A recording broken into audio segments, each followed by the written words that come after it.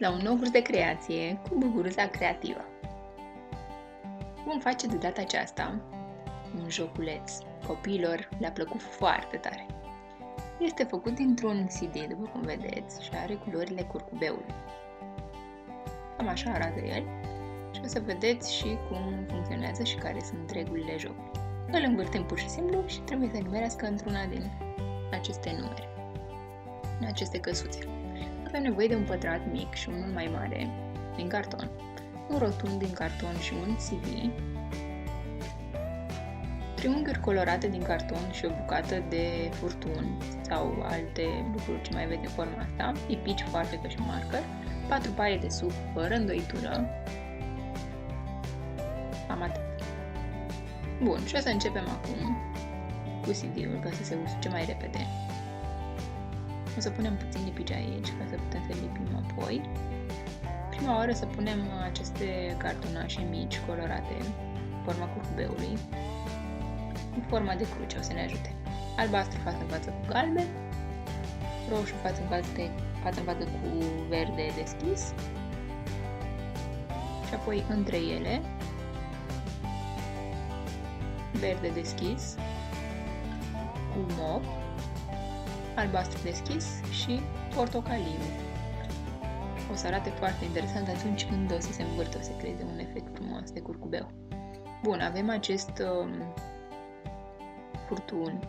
Puteți să puneți și un dop sau paste ce puteți să găsiți acasă, să se asemene cu forma aceasta. Și nu e neapărat să intre în acea gaură, puteți pur și simplu lipiți.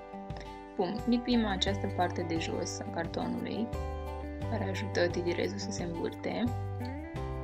Punem lipici de jur împrejur.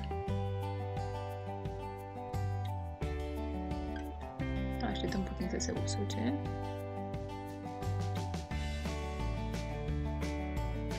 Bun, o lăsăm la uscat și trecem la planșa noastră pentru joc.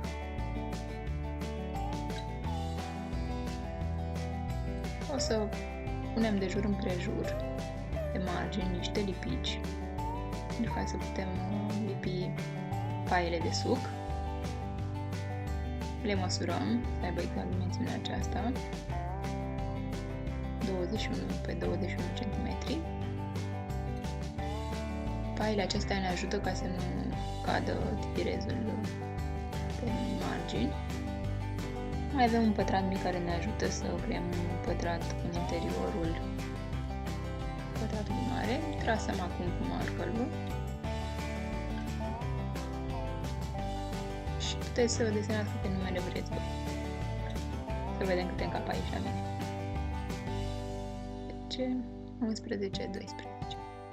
Înăuntru o să facem un soare și aici o să fie numărul 20. Deci cine nimerește în mijloc o să ia cele mai multe puncte. Ia să vedem cum funcționează. Oare am noroc? Ia uitați cum se vede. Foarte drăguț. Cam așa arată. Vă mulțumesc că m-ați urmărit și dacă v-a plăcut, vă aștept să vă abonați ca să primiți în fiecare săptămână câte un nou filmuleț. Pe curând!